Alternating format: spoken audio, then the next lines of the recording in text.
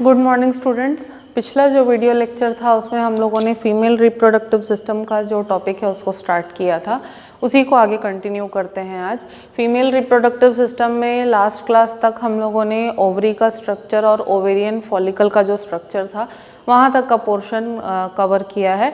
उससे आगे बढ़ते हैं। आज जो हमारा टॉपिक है that is the fallopian tube. ठीक है, फैलोपियन ट्यूब जो है उसका दूसरा नाम क्या है? ओविडक्ट भी है। ओविडक्ट क्यों बोलते हैं? Because it is a duct which is conveying the ova or the egg from the ovary to the uterus. That is why we are calling it as the oviduct. ठीक है, अब fallopian tube जो है उसके बारे में अगर हम लोग बात करें तो एक मस्कुलर ट्यूब होती है वो, ठीक है, जिसका लेंथ जो है 10 से 12 सेंटीमीटर होता है, मतलब एक छोटी स्केल के बराबर मान सकते हैं। ठीक है, 10 से 12 सेंटीमीटर लंबा होता है ओविडक्ट, जो कि हॉरिजॉन्टली लाई करता है पेरिटोनियल कैविटी में। ठीक है, हॉरिजॉन्टली मतलब parallel to the floor, horizontally lie करता है पेरिटोनियल कैविटी में, यूरिनरी ब्लैडर के जस्ट पीछे, यूरिनरी ब्लैडर के जस्ट पीछे, लेकिन थोड़ा सा ऊपर उठ करके। ठीक है, यूरिनरी ब्लैडर के पीछे रहेगा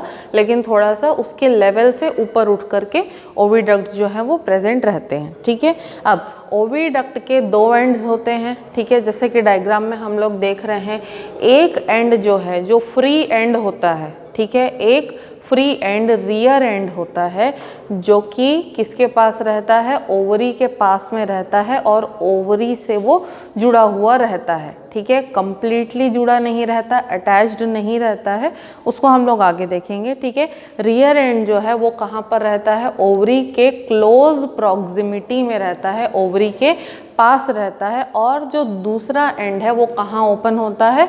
वो ओपन होता है यूट्रस के अंदर। ठीक है, अब ओविडक्ट जो होता है, जैसे मैंने बोला मस्कुलर ट्यूब जैसा स्ट्रक्चर है। ठीक है, तो ओविडक्ट का जो है पूरा ट्यूब्यूलर स्ट्रक्चर वो बेसिकली 3 लेयर से बना हुआ होता है। ठीक है, पहला लेयर होता है म्यूकोसा, दूसरा होता है मस्कुलरिस और तीसरा होता है सीरोसा। ठीक है, 3 लेयर है, म्यूकोसा, मस्कुलरिस और सीरोसा। ठीक है, म्यूकोसा कौन सी लेयर है? जो यहाँ अंदर की तरफ है। ठीक है, तो हम अंदर से बाहर की तरफ आ रहे हैं, तो सबसे इनर मोस्ट लेयर क्या हो जाएगी? म्यूकोसा, बीच की लेयर है मस्कुलरिस और आउटर मोस्ट लेयर जो है जो बाहर की तरफ रहती है, this layer is the serosa. ठीक है, अब सबसे पहली लेयर यानी कि म्यूकोसा के बारे में हम लोग बात करते हैं। म्यूकोसा जो है उसको हम लूमिनल सरफेस ऑफ ओविडक्ट बोल रहे हैं। लूमिनल सरफेस मतलब कि वो सरफेस जो अंदर की तरफ एक्सपोज्ड है। ठीक है, तो म्यूकोसा जो है वो लूमिनल सरफेस होती है। इसमें 2 तरीके के सेल्स होते हैं, सीलिएटेड सेल्स होते हैं और सिक्रीटरी सेल्स होते हैं। ठीक है, तो सीलिएटेड सेल्स जो हैं उनका काम क्या है? सीलिएटेड कहने का मतलब क्या है कि उसमें सीलिया की प्रेजेंस रहती है उनके आउटर सरफेस पे। तो सीलिया की प्रेजेंस रहने के वजह से ये जो सीलिएटेड सेल्स होते हैं इनमें जो सीलिया होता है ये वेव के जैसा एक मोशन जो है उसको इनिशिएट करता है। ठीक है, वेव के जैसा मोशन जो है उसको इनिशिएट करता है सो दैट ओवरी से जो निकलने वाला ओवम है वो इजीली ट्रैवल कर सके। ठीक है, किसके थ्रू ट्रैवल कर सके? इजीली ओविडक्ट के थ्रू ट्रैवल कर सके। ठीक है, तो सीलिएटेड जो सेल्स होते हैं वो एक मूवमेंट, वेवी मूवमेंट जो है इनिशिएट करेंगे जिससे कि ओवम का जो इजी पैसेज है ओविडक्ट के थ्रू वो हो सके। ठीक है, इसके बाद सीलिएटेड सेल्स के बाद सिक्रीटरी सेल्स भी होते हैं म्यूकोसा लेयर में। तो सिक्रीटरी सेल्स जो है वो ओवम को नरिश करने के लिए और उसको प्रोटेक्ट करने के लिए एक तरीके का जो सब्सटेंस है उसको सिक्रीट करते हैं सो दैट ओवम का पैसेज भी इजीली हो जाए और इस ड्यूरेशन में ओवम जो है उसको किसी तरीके का नुकसान ना हो और उसको प्रॉपर नरिशमेंट मिल सके। ठीक है, तो ये काम होता है सीलिएटेड और सिक्रीटरी सेल्स का। ठीक है, इसके बाद म्यूकोसा के बाद जो नेक्स्ट लेयर आती है वो है मस्कुलरिस, बीच की लेयर होती है, सीरोसा और म्यूकोसा के बीच में प्रेजेंट होती है। अब मस्कुलरिस नाम से ही हमको समझ में आ जाना चाहिए कि स्मूथ मसल्स से बनी हुई होती है ये वाली लेयर। ठीक है, और ये कॉन्ट्रैक्शन का एक वेव जो है, एक पल्स जो है उसको प्रोड्यूस करती है, इनिशिएट करती है सो दैट ओवम जो है वो इजीली आगे ट्रैवल कर सके, ठीक है। जो फाइनर या जो आउटर मोस्ट लेयर होती है ओविडक्ट की, सीरोसा, ठीक है, सीरोसा जो आउटर मोस्ट लेयर होती है ये विसेरल पेरिटोनियम के टिश्यू से बनी हुई होती है, ठीक है, विसेरल पेरिटोनियम के टिश्यू से बनी हुई होती है सीरोसा लेयर, जो कि प्रोटेक्ट करने का काम करती है बेसिकली इनर लेयर्स को, यानी कि मस्कुलरिस को और म्यूकोसा को प्रोटेक्ट करने का काम करती है, ठीक है। अब अगर मॉर्फोलॉजिकली हम लोग देखें, ठीक है, तो जो पूरी ओविडक्ट है, ओविडक्ट का जो पूरा स्ट्रक्चर है उसको हम लोग बेसिकली 4 पार्ट्स में, 4 पार्ट्स में उसको डिवाइड कर सकते हैं। सबसे पहला पार्ट जो है वो है इनफंडिबुलम, उसके बाद है एम्प्यूला, उसके बाद है इस्थमस और 4th पार्ट है यूटेराइन। डायग्राम में यहाँ हम लोग क्लियरली देख सकते हैं, this over here is the oviduct, और ओविडक्ट को हम लोगों ने 4 पार्ट में डिवाइड किया हुआ है, इनफंडिब्यूलम, एम्प्यूला, इस्थमस, और ये यहाँ का पार्ट जो है this is the uterine. I have not marked it here but this part over here it is the uterine part of the fallopian tube. अब 1 बाय 1 सभी पार्ट्स के बारे में देखते हैं। सबसे पहले हम लोग आते हैं इनफंडिब्यूलम पे, ठीक है। इनफंडिब्यूलम जो है वो फनल शेप होता है, फनल शेप यानी कि ऐसा, जैसे कि हम लोग यहाँ पे देख रहे हैं इस तरफ चौड़ा है और एम्प्यूला की तरफ जाते हुए ये क्या हो जा रहा है, थोड़ा सा नैरो हो जा रहा है, ठीक है। तो इस तरीके का फनल शेप स्ट्रक्चर होता है इनफंडिब्यूलम। और फनल शेप का जो फ्री एंड होता है, मतलब इनफंडिब्यूलम का जो फ्री एंड होता है, वहाँ पर क्या प्रेजेंट होता है, वहाँ पर प्रेजेंट होती है ओवरी, ठीक है। अब ये जो ओवरी है उसके क्लोज प्रॉक्सिमिटी में होती है, एसोसिएशन में होती है, लेकिन टेक नोट ऑफ दिस कि ओवरी जो है वो इनफंडिब्यूलम से अटैच्ड नहीं रहती, उसके क्लोज प्रॉक्सिमिटी में रहती है, बहुत पास रहती है, लेकिन उससे अटैच्ड नहीं रहती है। तो ओवरी को उसके प्लेस पे कौन होल्ड करता है, ओवरी को उसके प्लेस पे होल्ड करने का काम जो है कौन करते हैं, लिगामेंट्स करते हैं। और ये जो लिगामेंट्स हैं इस तरीके से एब्डोमिनल वॉल जो होती है, ठीक है, जो हमारी एब्डोमिनल वॉल होती है, ठीक है, एब्डोमिनल वॉल से भी जुड़े हुए होते हैं ये लिगामेंट्स, और कुछ लिगामेंट्स जो है वो यूट्रस से भी जुड़े होते हैं, सो दैट ओवरी जो है अपनी प्लेस में बनी रहे, ठीक है। तो यहाँ पर ध्यान देने वाली बात क्या है, इनफंडिब्यूलम जो है वो ओवरी के क्लोज प्रॉक्सिमिटी में रहता है, लेकिन उससे अटैच्ड नहीं रहता, ठीक है। अब इनफंडिब्यूलम का मैंने क्या बोला, फनल शेप स्ट्रक्चर होता है, ओवरी के क्लोज प्रॉक्सिमिटी में होता है। इनफंडिब्यूलम का जो सेंटर होता है वहाँ पे एक छोटा सा होल होता है, इस होल को हम कहते हैं ऑस्टियम, ठीक है, इस होल को हम कहते हैं ऑस्टियम। और ऑस्टियम जो है वो एक पैसेज है, एक एपर्चर है, जिसके थ्रू होते हुए जो ओवम है, जो एग है, वो ओवरी से निकल करके फैलोपियन ट्यूब के अंदर एंटर करेगा, ठीक है। अब इनफंडिब्यूलम जो है इसमें आप लोग देख रहे हो कि ऐसे फिंगर के जैसे दिखने वाले लंबे लंबे स्ट्रक्चर्स प्रेजेंट हैं।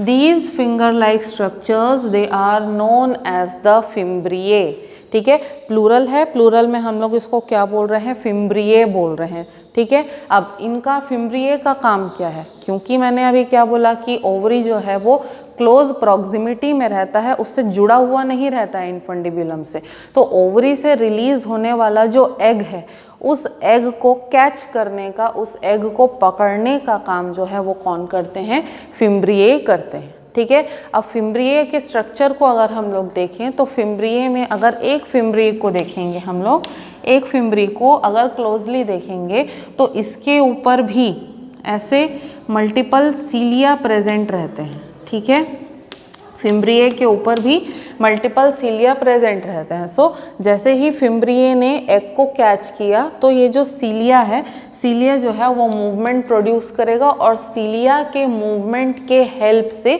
जो एग है, जो ओवम है, वो कहाँ पर मूव करेगा, वो इनफंडिब्यूलम की ओपनिंग यानी कि ऑस्टियम के तरफ मूव करेगा। मतलब कि यहाँ पर फिम्ब्रिए प्रेजेंट है, ठीक है, फिम्ब्रिए में जो सीलिया है, ठीक है, वो क्या करेंगे, कैच करेंगे ओवम को, एग को, ठीक है, उसको कैच करने के बाद में उसको किसकी तरफ मूव करके लेके जाएंगे, उसको मूव करके लेके जाएंगे ऑस्टियम की तरफ, सो दैट जो एग है वो ऑस्टियम से होता हुआ कहाँ पर जाए, अंदर की तरफ, यानी कि जो फैलोपियन ट्यूब है उसके अंदर एंटर कर सके, ठीक है। I think I am clear over here.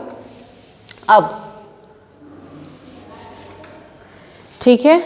अब ये जो सीलिया है ये करंट प्रोड्यूस करेंगे, मूवमेंट प्रोड्यूस करेंगे, और एग जो है वो ओवरी से मूव करके कहाँ पर जाएगा, वो ऑस्टियम से होता हुआ एंटर करेगा ओविडक्ट को। ठीक है। अब इनफंडिब्यूलम के बाद भी जो नेक्स्ट पार्ट आता है ओविडक्ट का, दैट इज द एम्प्यूला। ठीक है। एम्प्यूला का जो लूमेन होता है, मतलब एम्प्यूला की जो कैविटी होती है अंदर में, उसमें जो कैविटी होती है वो थोड़ी ज़्यादा चौड़ी होती है, वाइड होती है। ठीक है। और एम्प्यूला किसको बोल रहे हैं, एम्प्यूला जो कर्व्ड पार्ट होता है, यहाँ पे हम लोग देख रहे हैं ओविडक्ट का जो कर्व्ड पार्ट होता है, इस कर्व्ड पार्ट को हम लोग क्या बोल रहे हैं, एम्प्यूला बोल रहे हैं। ठीक है। एम्प्यूला के बाद में जो नेक्स्ट पार्ट आता है दैट इज द इस्थमस। ठीक है। इस्थमस जो है वो स्ट्रेट पार्ट यानी कि हॉरिजॉन्टल पार्ट बनाता है ओविडक्ट का। ठीक है। और इस्थमस जो है वो एम्प्यूला को कनेक्ट करता है यूट्रस से। ठीक है।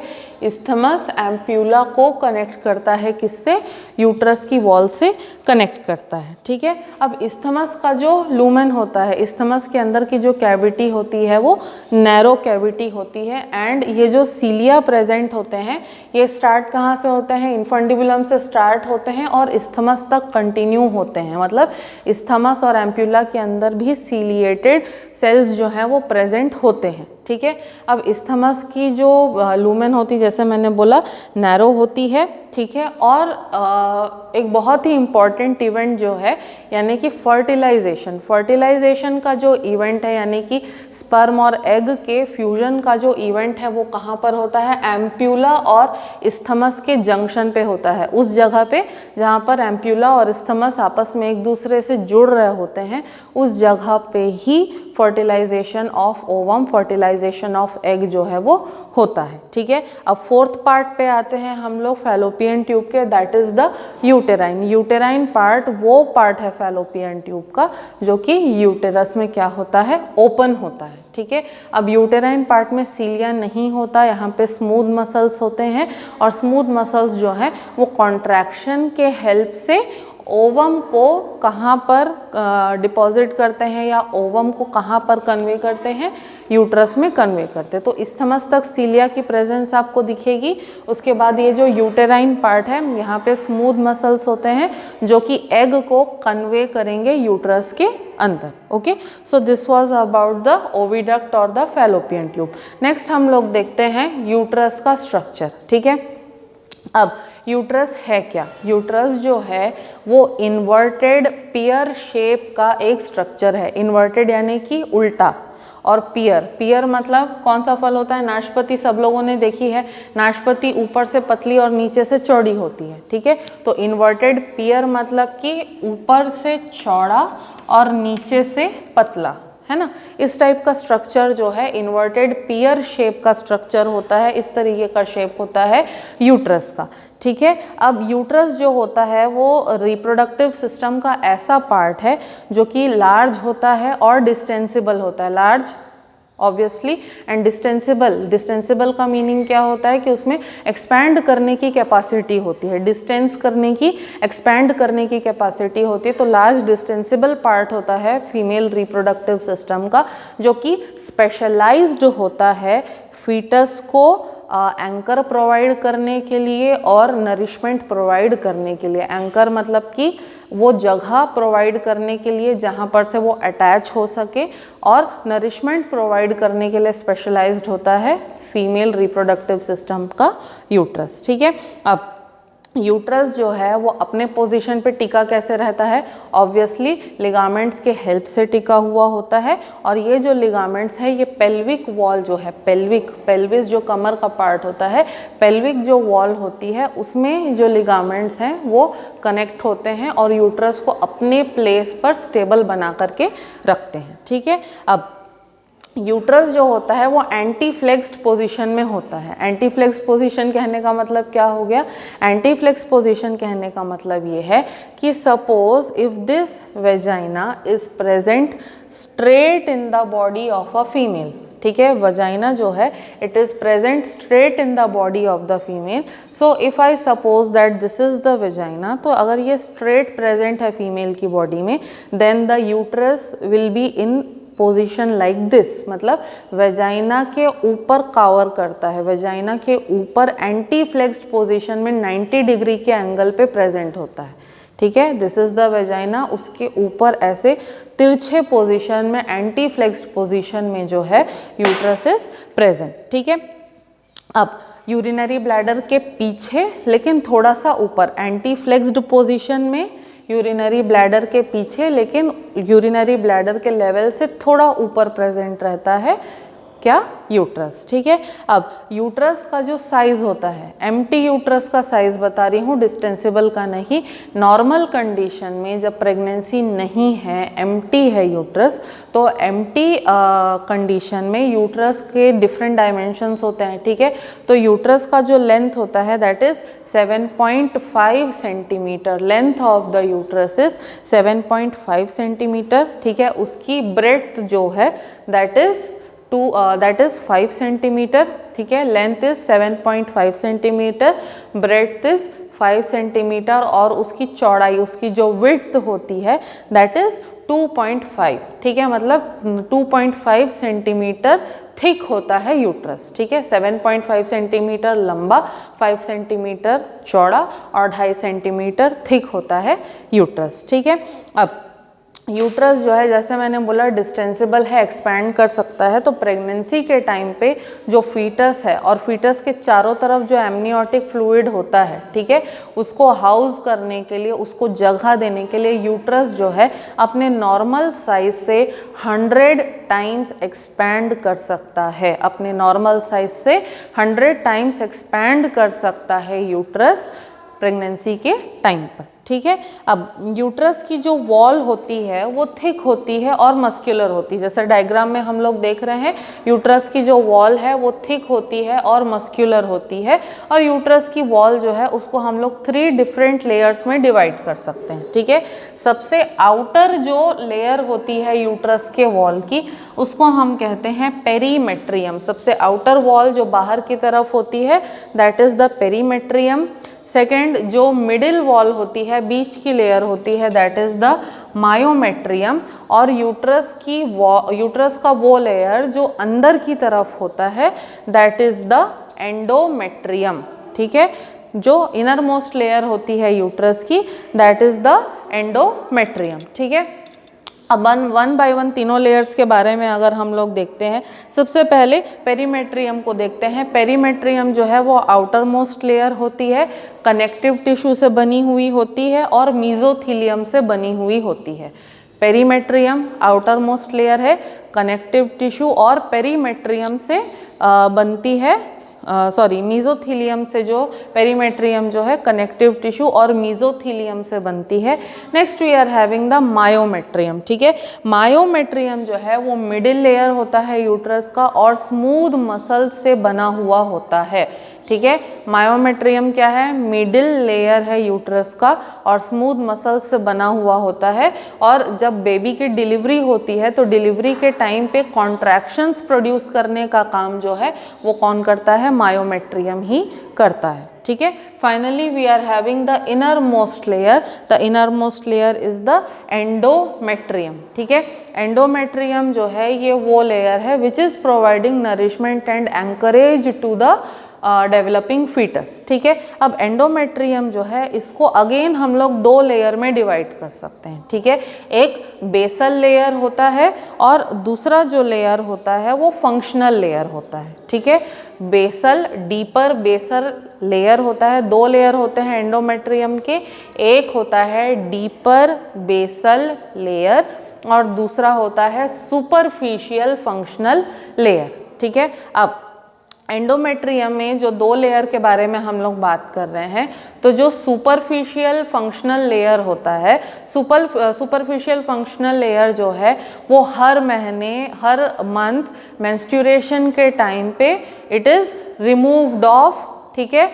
एंडोमेट्रियम का जो सुपरफिशियल फंक्शनल लेयर होता है, every month during the time of menstruation that functional layer it is removed of, ठीक है, वो जो फंक्शनल लेयर है वो ब्रेक डाउन होता है उसका और वो बॉडी के बाहर निकाल दिया जाता है और उसके बाद क्या बचता है, बेसल लेयर। तो बेसल लेयर जो है जैसे ही मेंस्ट्रुएशन 4-5 दिन में बंद हो जाता है और जो प्रीवियस फंक्शनल लेयर है वो निकल जाती है, तो मेंस्ट्रुएशन बंद होने पे जो बेसल लेयर होता है वो नई फंक्शनल लेयर जो है उसको रीजनरेट करता है, उसको बनाता है। इसीलिए जो बेसल लेयर होता है एंडोमेट्रियम का उसको रीजेनरेटिव लेयर भी कई बार हम कहते हैं, ठीक है।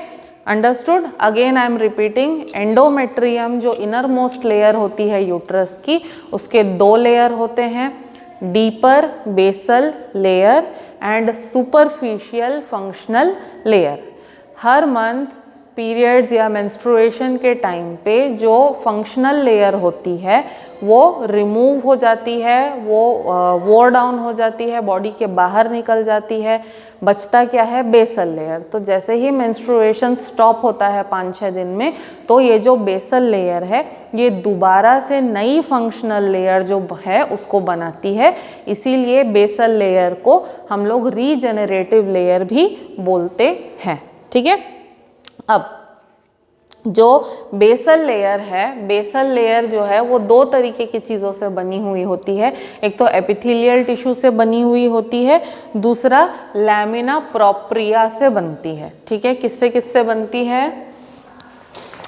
बेसल लेयर जो है वो बनती है एपिथेलियम से और बनती है लैमिना प्रोप्रिया से, ठीक है। एपिथेलियम मतलब एपिथेलियल टिश्यू सभी लोग समझ गए होंगे। अब लैमिना प्रोप्रिया क्या है, ठीक है। लैमिना प्रोप्रिया जो है इसके अंदर क्या क्या होते हैं? लैमिना प्रोप्रिया के अंदर होते हैं कनेक्टिव टिश्यू, ठीक है। लैमिना प्रोप्रिया के अंदर होता है कनेक्टिव टिश्यू, उसके साथ साथ फाइब्रोब्लास्ट नाम के जो सेल्स हैं, सबको पता है फाइब्रोब्लास्ट जो हैं वो भी प्रेजेंट रहता है। इसके अलावा लैमिना प्रोप्रिया के अंदर ट्यूब्यूलर ग्लैंड्स होते हैं जो डिफरेंट टाइप ऑफ सिक्रीशंस को प्रोड्यूस करते हैं। एंड उसके अलावा लैमिना प्रोप्रिया के अंदर बहुत सारे ब्लड वेसल्स भी होते हैं। तो एपिथेलियल टिश्यू होता है बेसल लेयर में और लैमिना प्रोप्रिया। लैमिना प्रोप्रिया में क्या क्या है? कनेक्टिव टिश्यू होता है विथ फाइब्रोब्लास्ट, ट्यूब्यूलर ग्लैंड्स होते हैं जो डिफरेंट सिक्रीशंस प्रोड्यूस करते हैं एंड ब्लड वेसल्स जो हैं वो भी प्रेजेंट होते हैं। So this is the overall composition of the basal layer of endometrium, ठीक है। Don't get confused regarding that, ठीक है। अब इतना बता दिया, अब हम लोग आते हैं इसके एक्चुअल स्ट्रक्चर पे, ठीक है। मॉर्फोलॉजिकली, ठीक है, मॉर्फोलॉजिकली स्ट्रक्चर वाइज हम लोग यूट्रस को 3 पार्ट में डिवाइड कर सकते हैं, फंडस, बॉडी एंड सर्विक्स, ठीक है। क्या मॉर्फोलॉजिकली हम लोग यूट्रस को 3 पार्ट्स में डिवाइड कर सकते हैं, फंडस, बॉडी एंड सर्विक्स, ठीक है। अब सबसे पहले आते हैं फंडस पे। फंडस क्या है? जैसे डायग्राम में देख रहे हो, फंडस जो है ऐसा अपर डोम शेप्ड स्ट्रक्चर या डोम शेप्ड रीजन होता है यूट्रस का, ठीक है। फंडस जो है सबसे अपर और डोम के शेप का, कवर के शेप का, थोड़ा सा कर्व्ड शेप का जो है एक स्ट्रक्चर होता है जो टॉप मोस्ट पार्ट होता है यूट्रस का। और ये कहाँ पर प्रेजेंट होता है? ये जो ओविडक्ट्स होते हैं, ठीक है, ओविडक्ट्स के लेवल से थोड़ा सा ऊपर प्रेजेंट होता है, ठीक है। मतलब जिस लेवल पे ओविडक्ट्स हैं, ओविडक्ट्स के लेवल से थोड़ा सा ऊपर उठा हुआ प्रेजेंट होता है फंडस, ठीक है। अब नेक्स्ट आती है बॉडी, ठीक है। बॉडी कौन सा पार्ट है? जो सेंट्रल या जो मेन पार्ट होता है यूट्रस का, that is known as the body. और इसी पार्ट में, ठीक है, इसी पार्ट में जो है डेवलपिंग फीटस या डेवलपिंग जो बेबी है वो हाउस होता है, मतलब वो रहता है यहाँ पर, ठीक है। अब बॉडी वाला जो पार्ट है वो फंडस की तरफ चौड़ा, देख रहे हैं, बॉडी जो है वो फंडस की तरफ चौड़ी होती है और नीचे सर्विक्स के तरफ आते आते थोड़ी सी नैरो हो जाती है, थोड़ी सी पतली हो जाती है। नेक्स्ट हम लोग थर्ड पार्ट पे आते हैं, दैट इज द सर्विक्स, ठीक है। सर्विक्स को जो है जनरली माउथ ऑफ यूट्रस भी कहा जाता है कई बार, ठीक है। अब सर्विक्स होता क्या है? सर्विक्स जो है स्मॉल, नैरो एक्सट्रीम पोर्शन होता है यूट्रस का, स्मॉल नैरो एक्सट्रीम पोर्शन होता है यूट्रस का, ठीक है। इसकी जो लेंथ होती है वो होती है अबाउट 2.5 सेंटीमीटर, ठीक है, 2.5 सेंटीमीटर लंबा होता है, ठीक है। अब ये जो सर्विक्स का पार्ट है ये आधा यूट्रस में रहता है और आधा प्रोट्रूड होता है कहाँ पर, वेजाइना में, ठीक है। Half of it is present towards the uterus and half of it is present towards the vagina, ठीक है। अब ये जो सर्विक्स है, ठीक है, इसमें ना एक लंबा सा ग्लैंड्यूलर कैनाल होता है, जैसे यहाँ पे देख रहे हैं this over here it is a long glandular canal. अब इसके अंदर ग्लैंड्यूलर कैनाल बोल रहे हैं तो कुछ ग्लैंड्स होते हैं जो कि म्यूकस सिक्रीट करते हैं, ठीक है, और ये जो म्यूकस है ये प्रोटेक्टिव नेचर का होता है, ठीक है। तो यहाँ पर ग्लैंड्यूलर कैनाल होता है सर्विक्स में। तो ये जो सर्विक्स के अंदर का कैनाल है इसको हम क्या कहते हैं, सर्वाइकल कैनाल कहते हैं, ठीक है। सर्विक्स के अंदर जो कैनाल होता है it is known as the cervical canal. So cervical canal along with the vaginal canal, cervical canal along with the vaginal canal together they constitute the birth canal. Cervical canal and the vaginal canal together they constitute the birth canal, ठीक है। अब cervix जो है इसके अंदर एक muscle होता है, स्फिंक्टर मसल होता है, ठीक है। जैसे कि डाइजेस्टिव सिस्टम में हमने cardiac sphincter muscle, pyloric sphincter muscle और एनल स्फिंक्टर मसल पढ़ा था, वैसे ही सर्विक्स में भी एक स्फिंक्टर मसल होता है जो कि हमारी बॉडी का सबसे लार्जेस्ट और सबसे स्ट्रॉन्गेस्ट मसल होता है, ठीक है। सर्विक्स के अंदर जो स्फिंक्टर मसल होता है that is the largest and the strongest muscle of our body, ठीक है। क्यों लार्जेस्ट और स्ट्रॉन्गेस्ट, क्योंकि उसी मसल को जो है developing baby plus amniotic fluid का वजन उठाना पड़ता है। That is why that sphincter muscle is the largest and the strongest. अगर वो लार्ज और स्ट्रॉन्ग नहीं होगा तो डेवलपिंग फीटस का और एमनियोटिक फ्लूइड का जो वेट है उसको कैसे बियर करेगा। इसीलिए लार्जेस्ट और स्ट्रॉन्गेस्ट स्फिंक्टर मसल हमारी बॉडी का सर्विक्स में होता है। और ये जो स्फिंक्टर मसल है ये ग्रेविटी के अगेंस्ट जो डेवलपिंग फीटस है और एमनियोटिक फ्लूइड है उसका जो वेट है उसको बियर करता है और संभाल करके रखता है, ठीक है। अब लास्टली सर्विक्स जो होता है, ठीक है, सर्विक्स को हम लोग कह सकते हैं दो पार्ट्स में हम लोग उसको डिवाइड कर सकते हैं, या ये बोल सकते हैं कि सर्विक्स की दो ओपनिंग होती है, ठीक है। एक होता है इंटरनल ऑस जो कि कहाँ रहता है, यूट्रस की बॉडी के तरफ रहता है। इंटरनल ऑस जो है वो यूट्रस की बॉडी के तरफ रहता है और यूट्रस के साथ कम्युनिकेट करता है। और जो दूसरा ओपनिंग है दैट इज़ द एक्सटर्नल ऑस जो कि वेजाइना के तरफ ओपन होता है और वेजाइना के साथ कम्युनिकेट करता है, ठीक है। So this over here today I have explained the structure of the fallopian tube and the structure of the uterus. I hope everything that I told you is clear, and if you are having any sorts of doubt you can definitely ask me.